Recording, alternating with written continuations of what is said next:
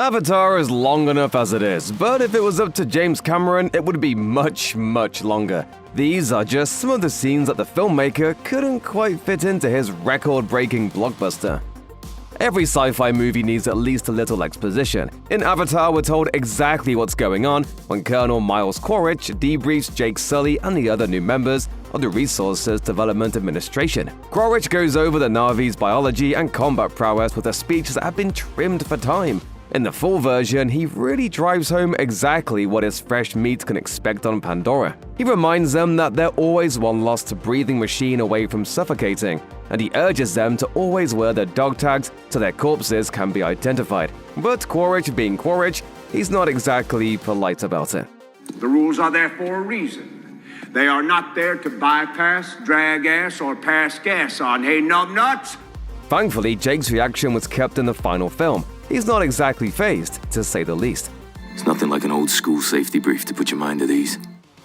Despite Jake being brought to Pandora explicitly to take part in the Avatar program, he initially finds himself at odds with the head of the project, Dr. Grace Augustine. At least that's the case in a deleted scene that takes place right before Jake enters his Avatar body for the second time. When Jake makes a joke about he and Quaritch comparing tattoos, Grace isn't amused. She dresses him down, reminding him who's in charge and what his job is. You're driving an Avatar now. That means you're in my world. Got it? Got it. I'm here for you. Grace also gives Jake and his fellow Avatar operator, Norm Spellman, some further advice on how to advance their mission to gain the trust of the Na'vi. Norm is the one who's tasked with doing most of the diplomacy, but that's not exactly how things end up going. When Jake's mission goes sideways and he becomes separated from Grace and Norm, that's when Avatar really begins. He's rescued by Neytiri, who introduces him to the ways of the Amatakaya clan with a mother Moat's blessing.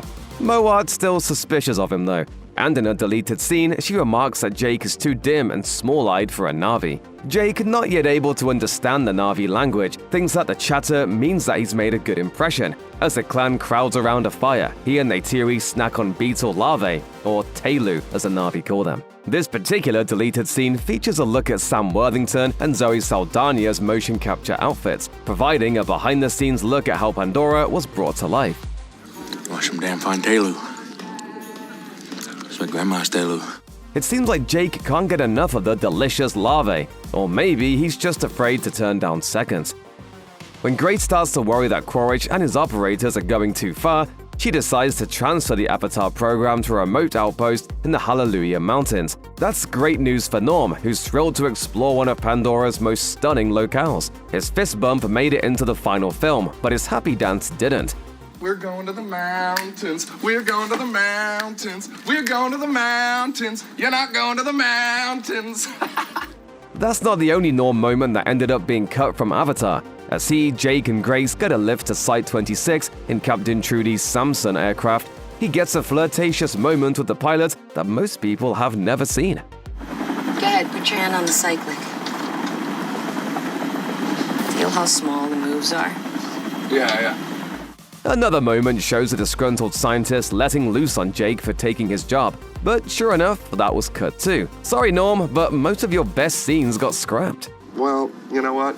I didn't come here to wash dishes while you're on some interspecies booty call.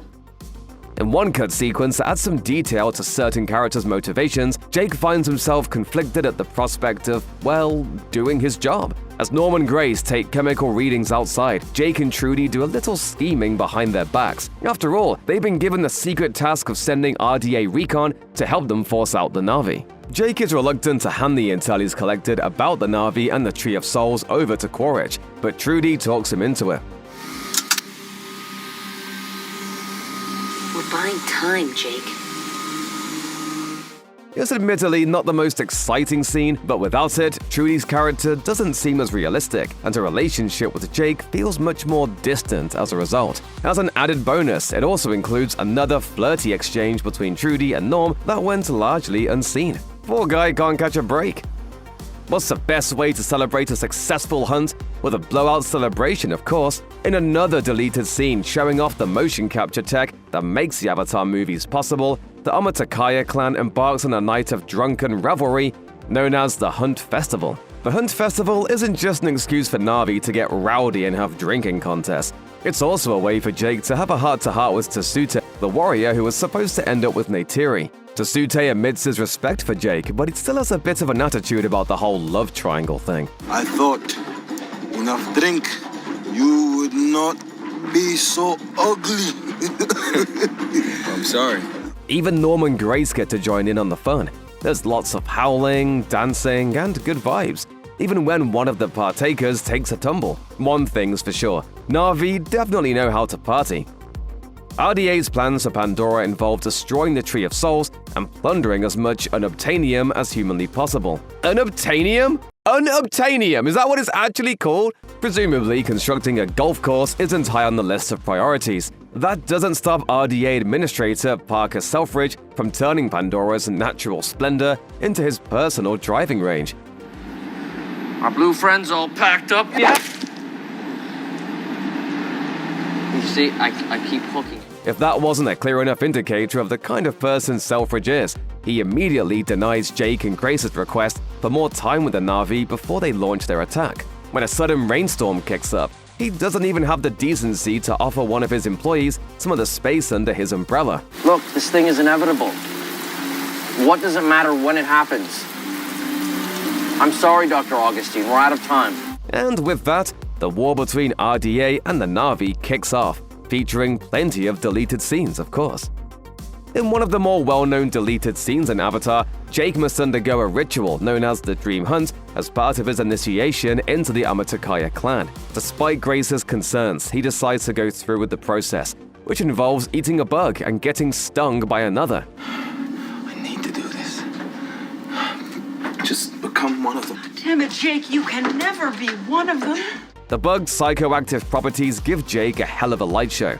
The spirit journey may not be fully rendered, but it still turns Jake into a coughing mess on the cave floor. Just when you thought things couldn't get any weirder, Jake's spirit is seemingly lifted to the heavens. He stares into a bright light that gives him foreboding visions of the Toruk, as well as a desolate landscape. Are these just psychedelic hallucinations, or does Jake manage to get an actual glimpse at Awa? We'll probably never know because the scene was cut for time. When Tsu'tey learns that Jake and Neytiri are an item now, he fights Jake one-on-one in hopes of protecting both his honor and the traditions of his clan. Much of this fight was cut out of the film, including the part where Tsu'tey officially lays down the challenge. I challenge you. Jake, don't. I accept. What ended up being more of an outburst in the actual film is actually a cut-down version of a much longer fight scene, with other Na'vi surrounding them and cheering. Jake and Tsu'tey are each given a staff before they finally face off. Jake takes plenty of blows, including one particularly painful-looking one to the kidney. That is, if Na'vi even have kidneys. Before the fight has a clear victor, Quaritch storms a remote research site and pulls Jake out of his pod. In the actual film, Jake's avatar goes limp mid-sentence as he tries to reveal the truth to his clanmates. In the deleted scene, though, it happens mid-fight. Just as Tsu'tey goes for a finishing blow, Jake falls to the ground, narrowly missing the fury of his staff. Corporate stooge Parker Selfridge is loud, greedy, and annoying, but in a villainy contest, he's no match for Miles Quaritch, which is a kind of bad guy we love to hate, and this deleted scene only makes his eventual defeat all the more satisfying. Quaritch and Selfridge find themselves at odds when Quaritch turns RDA's employees into his own personal army. Selfridge isn't having it, but it's little too late. After pulling off what's effectively a military coup on the Pandora base, which lets loose on the man who used to call his shots with some verbal friendly fire. Selfridge isn't having it, but it's too little too late. You're a long way from Earth. At this point, unobtainium is the last thing on Quaritch's mind. This is personal to him, and that only makes him more dangerous. When Quaritch is busy giving orders to his soldiers and pinning Selfridge to the wall, the Amatakaya clan is also preparing for the climactic battle. To them, preparation consists of dancing, horn blowing, and drumming. After all, it's important to get into the right mindset for a fight. That's not all they're doing, of course. Jake and Trudy instruct the Na'vi on how to bring down the RDA's air force in a moment that looks very amusing when it's not completely rendered. Perhaps it's fitting that, as the only real person in the scene, she gives Jake a heaping dose of realism that he doesn't seem to fully swallow. We're going up against gunships with bows and arrows. What's your point? That's the kind of confidence that can turn a man into either a chief or a corpse.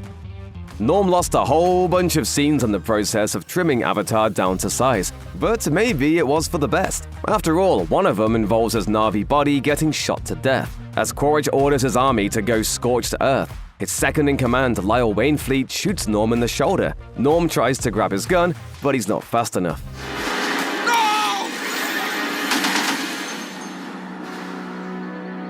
That didn't hurt. Thankfully, Norm's human body survives the ordeal. Wainfleet isn't so lucky, as the next deleted scene depicts Neytiri riding on a Thanator back as it beats him to death. The versions of these scenes that did make it into the movie are considerably less gruesome. Norm is able to save his Avatar body after the battle, which lives to make an appearance in the way of water. Wainfleet, meanwhile, had his death turned into comic relief.